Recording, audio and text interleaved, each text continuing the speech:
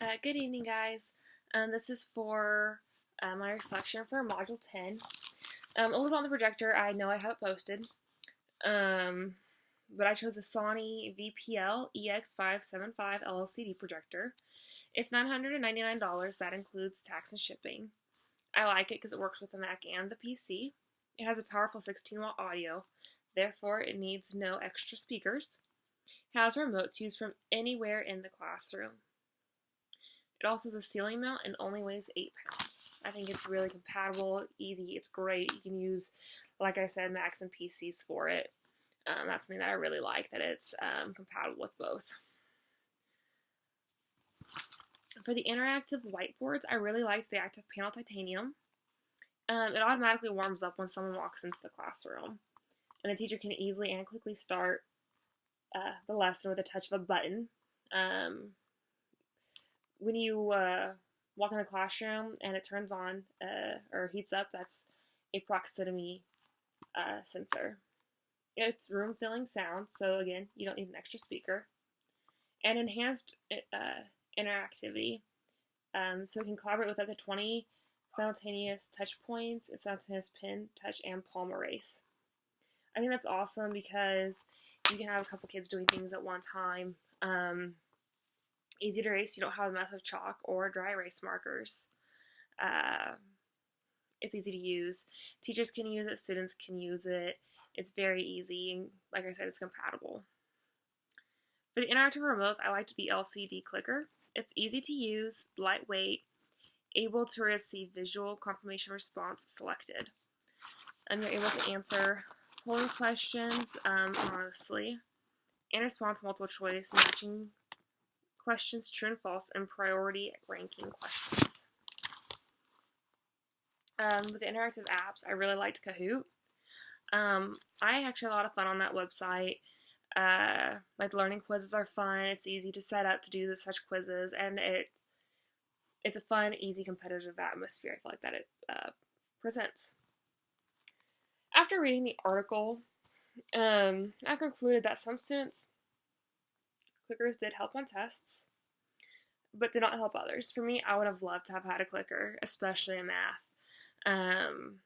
Reason being, when I was in grade school, on one of my math tests that I had, you had to circle the letters all lowercase. So you had a lowercase a, b, c, and d, and each of them had a different answer, or number, and you had to circle which answer was correct, and then write the corresponding letter to the side, on the other side of the problem.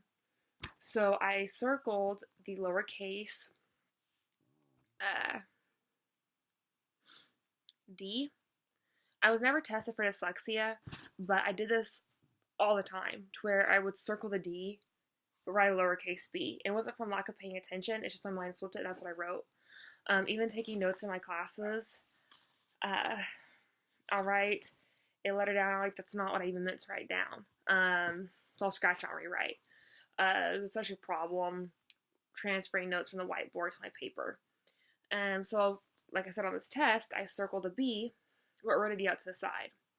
I got that question wrong and several others for that same reason. It just, even going back through and checking my answers, it never clicked that I'd wrote the wrong letter down. Well, needless to say, I got all those problems wrong. Even though I circled the right answer, I still got it kind of wrong because I wrote the wrong one out to the side. And my teacher kind of threw it in my face, well, how was I supposed to know which one was the right one? If I'd had a clicker, I would have made that error. I would have clicked the correct button, because that does not require me to write down something where my mind flips it. Like I said, I was never tested for dyslexia. Still haven't been tested to this day. I'm a lot better at it. I slow down my work, especially when I go through and I triple check. I take my finger and go from, okay, yes, that's it. That I did write a B. Okay, very good. You got to point, like in high school, on things, instead of writing the lowercase version of because all of them wasn't, the answer you circled was never uppercase, it was always lowercase. So I always made the point to write the uppercase version of that letter out the side, that way I wouldn't flip it. But again, I do feel like I would have done much better on my tests because I would be able to click the correct answer. One survey did reveal that students like the fact that for poll questions, it could be anonymous. I thought this was a great article. This is the first, great lesson. This is the first kind of technology that we got into that I do think I would use in the classroom. I would like to teach, from preschool to second grade, mainly kindergarten, I think, or first.